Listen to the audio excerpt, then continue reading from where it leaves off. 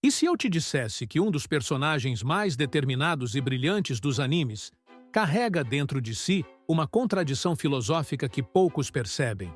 E se a busca incansável de Edward Elric por redenção escondesse tanto lições de sabedoria quanto armadilhas que os antigos estoicos já nos alertavam há mais de 2000 anos? Antes de continuarmos, se você curte esse tipo de análise profunda, que conecta ficção e filosofia, já deixa o like nesse vídeo e se inscreve no canal. Isso ajuda demais a gente continuar trazendo conteúdo de qualidade para você. Edward Elric é o protagonista de Fullmetal Alchemist, uma das obras mais aclamadas da história dos animes e mangás. Criado pela mangaka Hiromu Arakawa, Ed, como é carinhosamente chamado pelos fãs, é um prodígio da alquimia que, aos 11 anos de idade, junto com seu irmão mais novo, Alphonse, cometeu o maior tabu de seu universo. Tentou trazer a mãe de volta à vida através da transmutação humana. O resultado foi catastrófico. Edward perdeu uma perna e, ao tentar salvar a alma do irmão, sacrificou seu braço direito para selar Alphonse em uma armadura vazia. A partir desse momento, a vida de Edward se transforma em uma jornada obsessiva para recuperar o corpo original de seu irmão e, de alguma forma, consertar o erro que cometeu no passado. O que torna Edward fascinante não é apenas sua genialidade ou sua determinação inabalável. É a complexidade moral e emocional que ele carrega em cada decisão. Ele é arrogante, mas profundamente compassivo. É racional, mas frequentemente guiado por emoções intensas. É um cientista cético, mas vive em um mundo onde a equivalência de troca governa todas as coisas, uma lei que ele mesmo desafiará ao longo de sua jornada. Edward Elric não é um herói simples. Ele é um estudo de caso perfeito para entendermos onde a filosofia estoica pode nos guiar e onde ela nos alerta sobre os perigos de confundir propósito com obsessão. Os estoicos da antiguidade, pensadores como Marco Aurélio, Sêneca e Epicteto, dedicaram suas vidas a compreender como viver bem em um mundo cheio de sofrimento, incerteza e coisas que fogem ao nosso controle. Para eles, a sabedoria não estava em eliminar as dificuldades da vida, mas em aprender a responder a elas com virtude, racionalidade e aceitação. O estoicismo nos ensina que existem coisas que podemos controlar: nossos pensamentos, nossas ações, nossas escolhas, e coisas que não podemos controlar: as circunstâncias externas, as ações dos outros, os eventos do destino. A paz interior, segundo essa filosofia, vem de focar nossa energia apenas naquilo que está sob nosso poder e aceitar com serenidade aquilo que não está. Mas será que Edward Elric segue esse caminho? Será que sua jornada é um exemplo de virtude estoica ou um alerta sobre os perigos de não aceitar aquilo que não podemos mudar? A resposta, como veremos, é muito mais complexa do que parece. Quando olhamos para o controle emocional de Edward, encontramos imediatamente uma tensão interessante. Os estoicos valorizavam profundamente a capacidade de manter a calma diante das adversidades. Marco Aurélio escreveu em suas Meditações que a mente pode se retirar para dentro de si mesma a qualquer momento, encontrando tranquilidade mesmo no meio do caos. Epicteto ensinava que não são os eventos que nos perturbam, mas nossos julgamentos sobre eles. Sêneca alertava sobre os perigos da raiva, chamando-a de uma loucura temporária que nos afasta da razão. Edward, por outro lado, é conhecido por suas explosões emocionais. Quem acompanha a série sabe que basta alguém fazer qualquer comentário sobre sua altura para que ele entre em um acesso de fúria desproporcional. Mas essas explosões cômicas escondem algo mais profundo. Edward carrega uma culpa devastadora pelo que aconteceu com seu irmão. Essa culpa se manifesta em impaciência, em agressividade verbal, em uma tendência a carregar o peso do mundo sozinho. Ele frequentemente se recusa a pedir ajuda, não por orgulho vazio, mas porque sente que o fardo é seu e de mais ninguém. No entanto, seria injusto dizer que Edward não demonstra nenhum controle emocional. Em momentos críticos, quando a situação exige frieza e cálculo, ele consegue suprimir suas emoções e pensar estrategicamente. Durante batalhas contra inimigos poderosos, vemos Edward analisar padrões, identificar fraquezas e adaptar suas táticas em tempo real. Ele não é dominado pelo medo, mesmo quando enfrenta adversários que claramente o superam em poder. Existe uma resiliência em Edward que os estoicos certamente reconheceriam como valiosa. O problema é que essa resiliência é seletiva. Edward consegue manter a calma diante de inimigos externos, mas frequentemente perde o controle quando confrontado com seus demônios internos. Quando alguém menciona seu pai, Hohenheim, a raiva de Edward transborda. Quando ele se depara com as consequências de seus erros passados, a culpa o consome de maneiras que afetam seu julgamento. Os estoicos diriam que Edward ainda não aprendeu a lição mais fundamental, que nossas emoções são respostas aos nossos próprios pensamentos e que podemos escolher como interpretar os eventos que nos acontecem. Sêneca escreveu que a raiva é como um ácido que corrói o recipiente que a contém. Edward, em muitos momentos, é esse recipiente. Sua raiva contra o pai, contra os homúnculos, contra as injustiças do mundo, frequentemente o machuca mais do que machuca seus inimigos. Ele ainda não internalizou a ideia estoica de que podemos reconhecer uma injustiça sem sermos consumidos pela indignação. Podemos lutar contra o mal sem permitir que o ódio nos defina. Mas aqui está o ponto crucial. Edward está em uma jornada.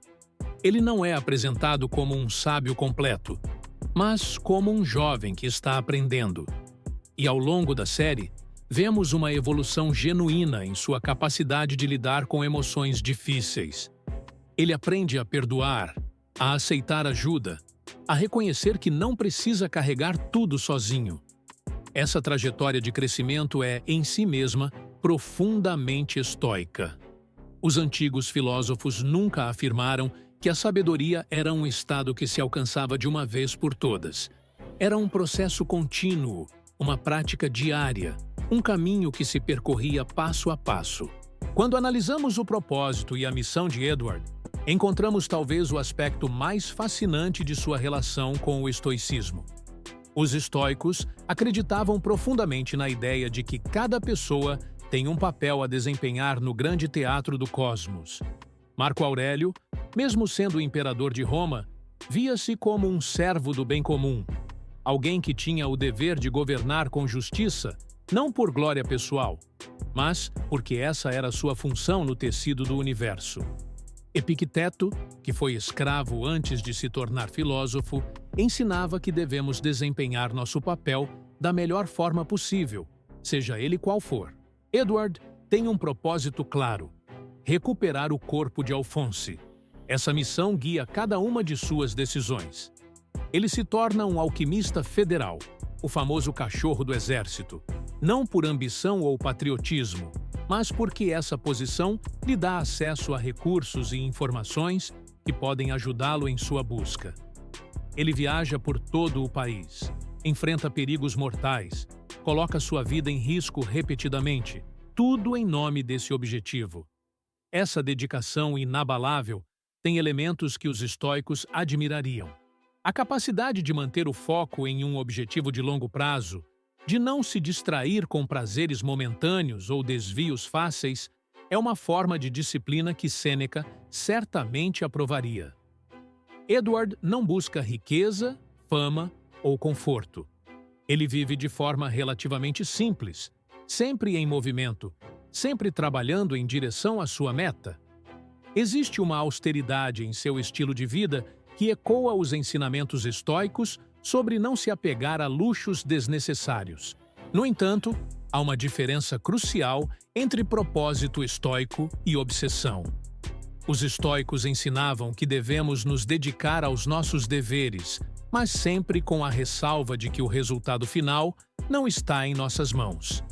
Devemos fazer o nosso melhor e aceitar o que vier. Marco Aurélio escreveu sobre agir com reserva, fazer planos e trabalhar duro, mas sempre mantendo a consciência de que o universo pode ter outros planos. Edward, especialmente no início de sua jornada, não demonstra essa aceitação. Ele não consegue conceber a possibilidade de falhar. A ideia de que talvez não exista uma forma de recuperar o corpo de Alphonse é simplesmente inaceitável para ele. Isso não é propósito estoico. Isso é apego ao resultado. E esse apego, como os estoicos nos alertam, é uma fonte garantida de sofrimento. Existe uma cena particularmente reveladora em que Edward descobre que a pedra filosofal, o objeto que ele acreditava ser a solução para todos os seus problemas, é criada através do sacrifício de vidas humanas. Nesse momento, ele é confrontado com uma escolha impossível: usar um método imoral para alcançar seu objetivo ou abandonar a única solução conhecida. Um estoico verdadeiro, nessa situação, não hesitaria. A virtude é o único bem verdadeiro, e nenhum resultado justifica uma ação imoral. Edward, para seu crédito, chega a essa mesma conclusão. Ele se recusa a usar a pedra filosofal sabendo de sua origem. Mas o processo de chegar a essa decisão é doloroso, cheio de conflito interno. Ele não aceita a situação com serenidade estoica. Ele luta contra ela, sofre com ela, antes de finalmente fazer a escolha certa. Isso nos leva a uma reflexão importante sobre a natureza do propósito. Os estoicos diriam que o propósito verdadeiro deve estar alinhado com a virtude. Não basta ter um objetivo e persegui-lo com determinação. O objetivo em si deve ser virtuoso, e os meios para alcançá-lo também devem ser virtuosos. Edward, ao longo de sua jornada, aprende essa lição da forma mais difícil possível. Ele descobre que sua busca, por mais nobre que pareça, pode levá-lo a lugares sombrios se ele não mantiver seus princípios morais como guia. O tema do sacrifício é central tanto na filosofia estoica quanto na história de Edward Elric. Os estoicos não eram estranhos ao sacrifício.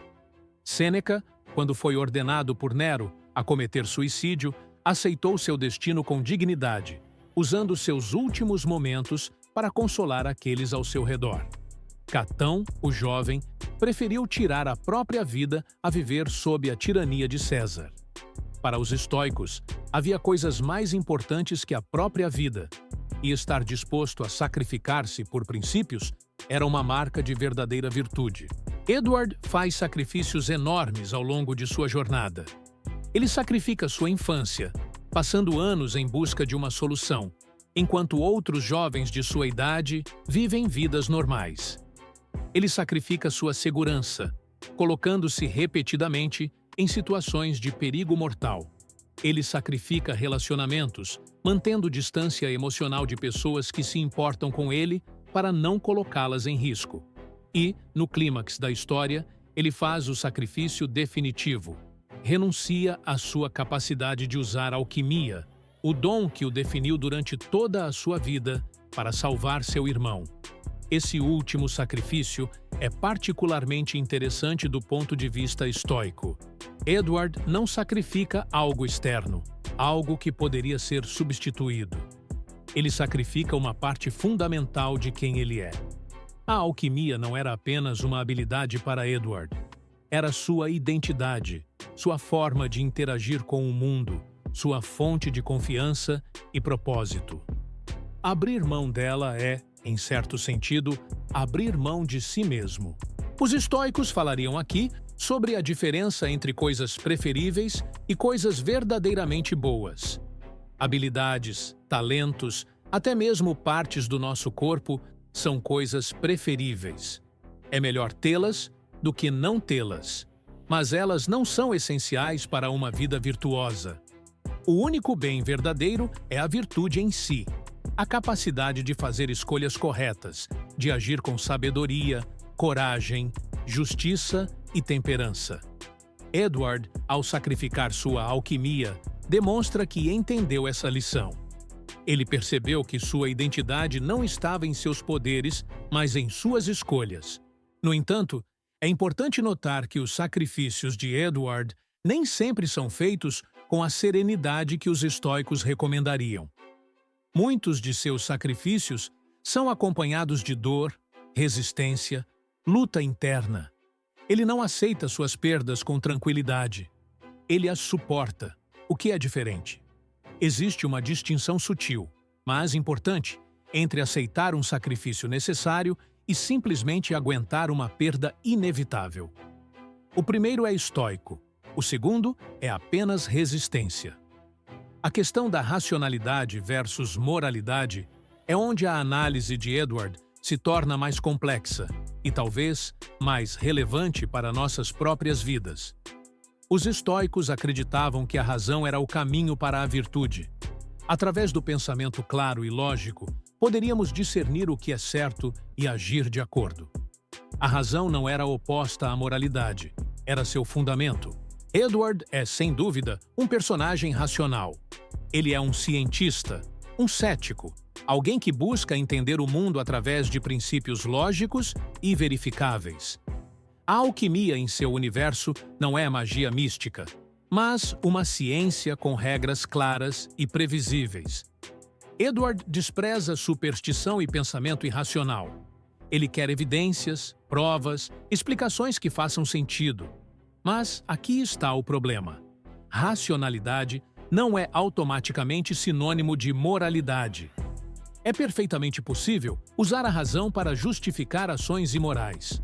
Os vilões de Fullmetal Alchemist são, em muitos casos, extremamente racionais. Eles têm objetivos claros, planos elaborados, estratégias bem pensadas. O que lhes falta não é inteligência ou lógica, é virtude. Edward, em alguns momentos, cai na armadilha de confundir racionalidade com retidão. Quando ele decide se tornar um alquimista federal, ele racionaliza essa escolha como necessária para sua missão. E talvez seja. Mas ele também está, conscientemente ou não, ignorando as implicações morais de servir a um governo militar que cometeu atrocidades. Ele se diz que está usando o sistema para seus próprios fins, que não é realmente parte da máquina. Mas os estoicos nos alertariam que não podemos separar completamente nossas ações de seus contextos. Ao aceitar o título de alquimista federal, Edward se torna, em algum nível, cúmplice das ações desse governo. Isso não significa que Edward seja um vilão ou que suas escolhas sejam indefensáveis. Significa que ele é humano, com todas as contradições que isso implica. Ele tenta fazer o bem dentro de um sistema imperfeito, o que é, na verdade, a situação em que a maioria de nós se encontra. Os estoicos reconheciam essa realidade. Marco Aurélio governou um império que praticava escravidão e conquista militar. Sêneca foi conselheiro de Nero, um dos imperadores mais cruéis da história romana. Eles não eram hipócritas. Eram pessoas tentando viver virtuosamente em circunstâncias que tornavam a virtude perfeita impossível. A lição aqui é que a racionalidade, por si só, não é suficiente. Precisamos também de princípios morais claros que guiem nossa razão. Edward aprende isso ao longo de sua jornada. Ele começa acreditando que a alquimia, a ciência, a lógica podem resolver qualquer problema. Ele termina entendendo que existem questões que a razão sozinha não pode responder. O que é certo? O que é justo? O que vale a pena sacrificar? Essas são perguntas morais, não científicas.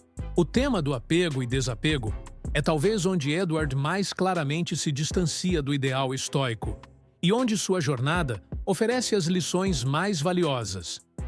Os estoicos ensinavam que o apego a coisas externas, sejam elas posses materiais, relacionamentos ou até mesmo nossos próprios corpos, é a raiz do sofrimento. Isso não significa que devemos ser indiferentes ou frios. Significa que devemos amar as pessoas e as coisas em nossas vidas enquanto reconhecemos que elas são emprestadas, não possuídas. Epicteto usava a metáfora de um viajante em uma estalagem. Aproveite o conforto enquanto está lá, mas não se apegue, pois logo terá que partir. Edward é profundamente apegado. Seu apego a Alphonse é o motor de toda a história. Seu apego à memória de sua mãe é o que o levou a cometer a transmutação humana em primeiro lugar. Seu apego à ideia de consertar seus erros o impede de aceitar o presente como ele é. Esse apego não é fraqueza de caráter, é profundamente humano. Mas os estoicos argumentariam que é também uma fonte de sofrimento desnecessário. Considere o seguinte: se Edward pudesse aceitar que o corpo de Alphonse foi perdido, que alguns erros não podem ser desfeitos, que a vida continua apesar das tragédias, ele sofreria menos? Provavelmente sim, mas ele também não seria Edward Elric. Sua recusa em aceitar o inaceitável é o que o define como personagem. É o que o torna um herói, no sentido narrativo do termo. Aqui encontramos uma tensão interessante entre a filosofia estoica e a narrativa heróica. Os heróis, quase por definição, são pessoas que se recusam a aceitar o status quo. Eles lutam contra injustiças, desafiam o destino, tentam mudar o que parece imutável. Os estoicos, por outro lado, ensinam aceitação. Eles nos dizem para focar no que podemos controlar e aceitar o que não podemos. Mas será que essas duas perspectivas são realmente incompatíveis? Talvez não. Os estoicos não ensinavam passividade. Eles ensinavam ação virtuosa, combinada com aceitação dos resultados. Podemos lutar por mudança, enquanto aceitamos que o sucesso não é garantido. Podemos trabalhar para corrigir injustiças, enquanto reconhecemos que o mundo sempre terá imperfeições. Podemos amar profundamente, enquanto nos preparamos para a possibilidade de perda. Edward, ao final de sua jornada, parece ter aprendido algo parecido com isso. Ele não abandona seu amor por Alphonse ou sua determinação de ajudá-lo, mas ele aprende a aceitar ajuda, a confiar em outros, a reconhecer que não precisa fazer tudo sozinho.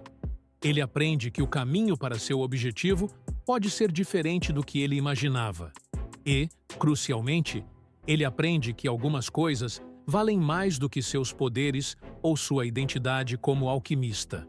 Quando comparamos Edward diretamente com os ensinamentos dos grandes estoicos, encontramos um quadro complexo de aproximações e distanciamentos. Marco Aurélio, em suas meditações, escreveu extensivamente sobre a importância de aceitar a natureza das coisas. Tudo está em fluxo, ele dizia. O que existe agora, logo deixará de existir. Devemos aceitar essa impermanência não com tristeza, mas com compreensão. Edward, por outro lado, luta contra a impermanência. Ele se recusa a aceitar que o corpo de seu irmão foi perdido. Ele se recusa a aceitar que sua mãe está morta. Essa recusa é, em certo sentido, uma rebelião contra a natureza das coisas.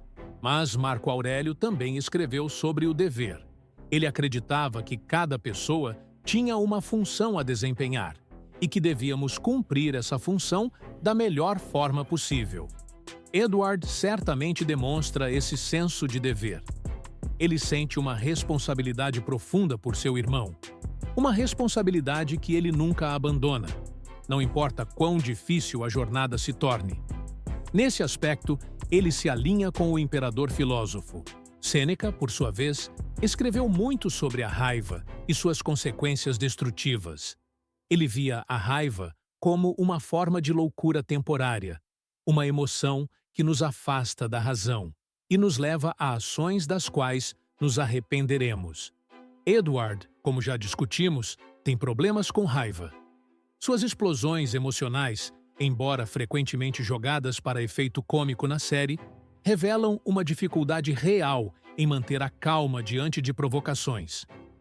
Sêneca provavelmente teria muito a dizer a Edward sobre a importância de pausar antes de reagir, de questionar nossos primeiros impulsos, de não permitir que outros controlem nossas emoções através de suas palavras ou ações.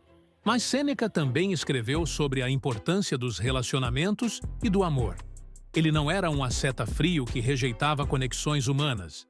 Ele acreditava que devíamos amar, mas amar sabiamente, com a consciência de que aqueles que amamos são mortais e que a perda é parte inevitável da vida.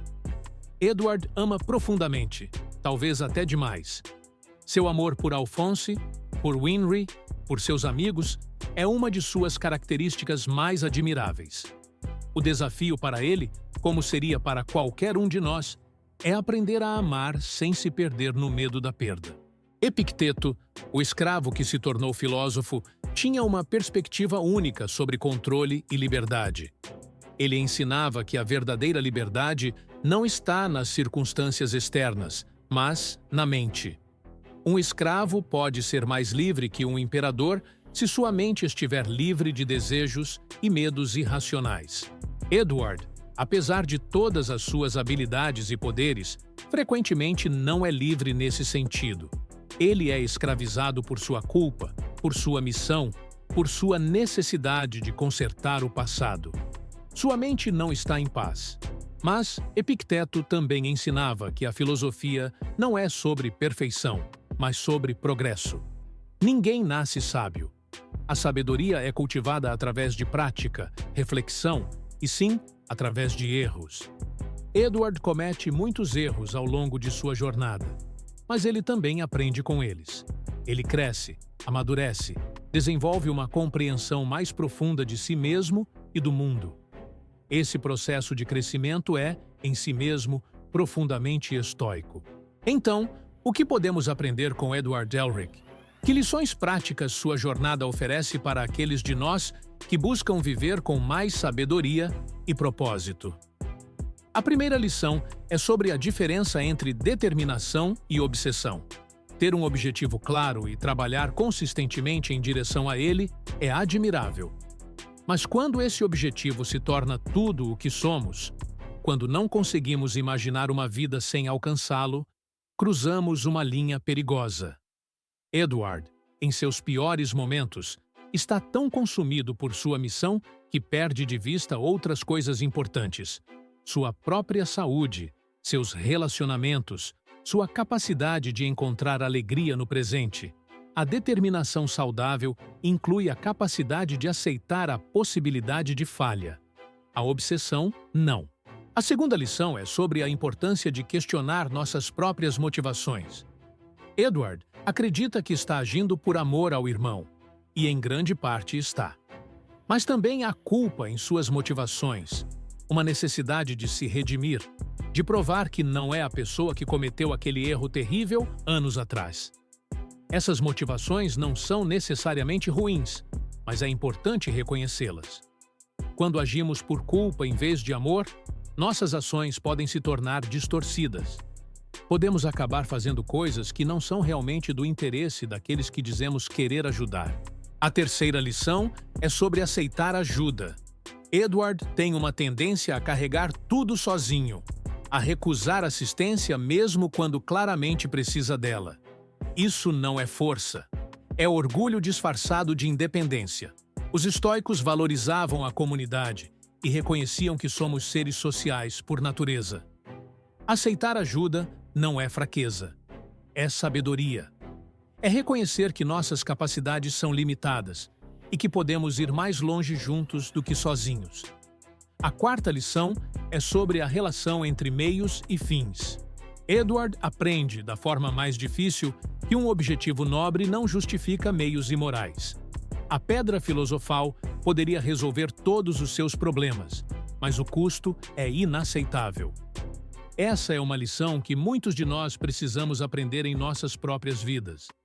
É fácil racionalizar pequenas transgressões éticas quando estamos focados em um objetivo que consideramos importante. Mas cada transgressão nos muda, nos afasta um pouco mais da pessoa que queremos ser. A quinta lição é sobre a natureza do sacrifício verdadeiro. O sacrifício mais significativo de Edward não é físico. Não é seu braço ou sua perna. É sua identidade como alquimista. Ele abre mão daquilo que o definia para salvar o que realmente importa.